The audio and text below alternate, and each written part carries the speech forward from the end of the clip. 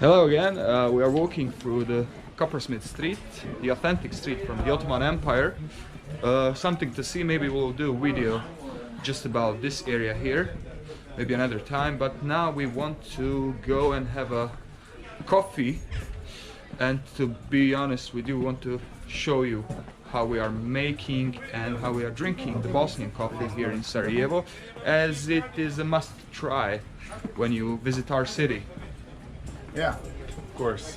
Most of the sets for the Bosnian coffee are done by the coppersmiths, and they make most authentic souvenirs from Sarajevo. Well, coffee tradition is a big part of our life. Being welcome in a Bosnian house, you'll be always welcome with the coffee, if there is no raki, of course. Usually, coffee will be first of all roasted, so whole house smells on the coffee, and then coffee is grinded. These are the traditional old coffee grinders, and usually in the old times they were showing status of the family. Most of the time today we buy already made roasted and grinded coffee, and that coffee goes straight to this kind of sets. So this is a very important part, which is called jezva.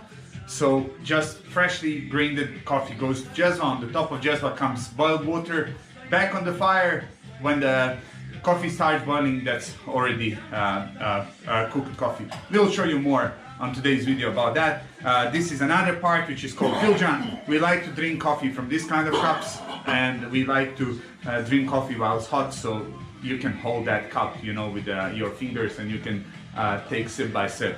Another thing is this third part, where we usually hold some sweets or some sugar cubes, which we'll talk more about that later on. So here you can just see how the coppersmiths are working on production of this product. So this is one stage in a process of making this gravures, which are actually decorations on the jezvas.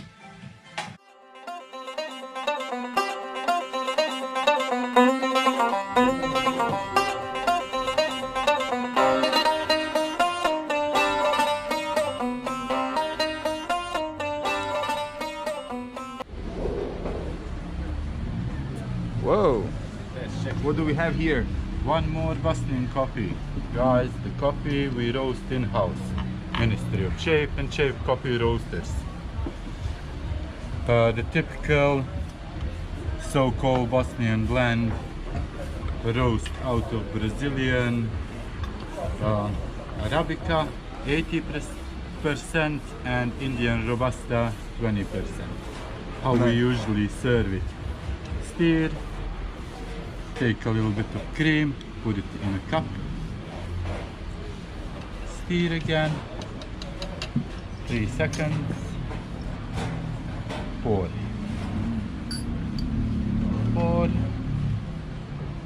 If you drink with sugar, dip the cube, put it in your mouth, sip the coffee over the sugar.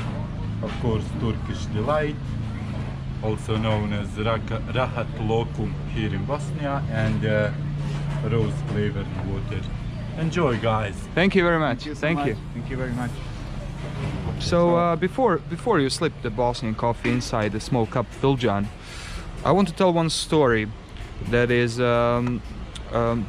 for Bosnian guys that were living here. So take the camera, please, and I will explain to them. So before the Ottoman Empire came here and brought Islam to our country, and we were Christians, but before that also we were pagans.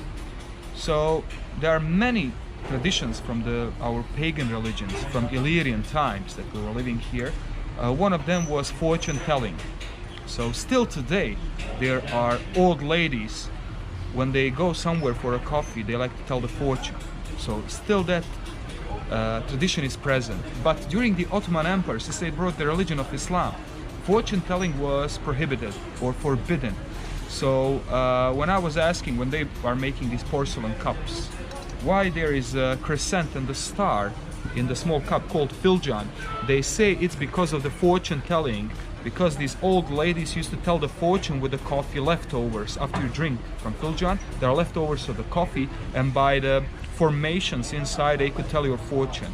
So as a last warning, what was prohibited in Islam religion, fortune telling, as a last reminder, was actually crescent and the star, still present in the porcelain cup filjan. Okay, so let's have a coffee, and hope when you reach Sarajevo on your destination you will come here to Ministry of Trade, where is the best roasted coffee in the town to try.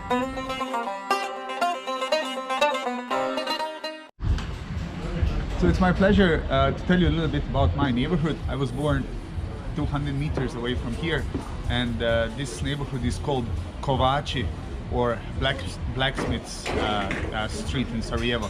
100 years ago, we had many streets with different crafts. So you'll find shoemakers, leather dealers, tinsmith workshops. Today it's very hard to find one authentic street in Sarajevo. Coppersmith Street is one preserved street, but in this street, where in Coppersmith Street, okay, I don't know if one preserved street. So in that street you can find that craft, but the other streets unfortunately do not exist anymore. But in this street you'll find some of the old crafts in Sarajevo. So there are coppersmiths here as well. But for example, behind me is one tinsmith workshop. Tinsmiths are coming with the Jews to Sarajevo, and they started making drain pipelines which did not exist before in Sarajevo. And of course, this store behind us is more than 100 years old, and in this store used to be another guy who was roasting a coffee. In the same time as I'm talking here, you can hear call for prayer. We say in Sarajevo that in Sarajevo the bells of the churches, they never disturb Muezzin while he would call for prayer. So it's really a big mixture of Muslims, Orthodox, Jews and Catholics, and that's one more reason to visit my city. Unfortunately, that store is in this moment closed, but that store is run by the last lady coppersmith in Sarajevo. So besides so many men who are making this authentic jezvas and pots, there's one lady that does it as well. You should visit our city.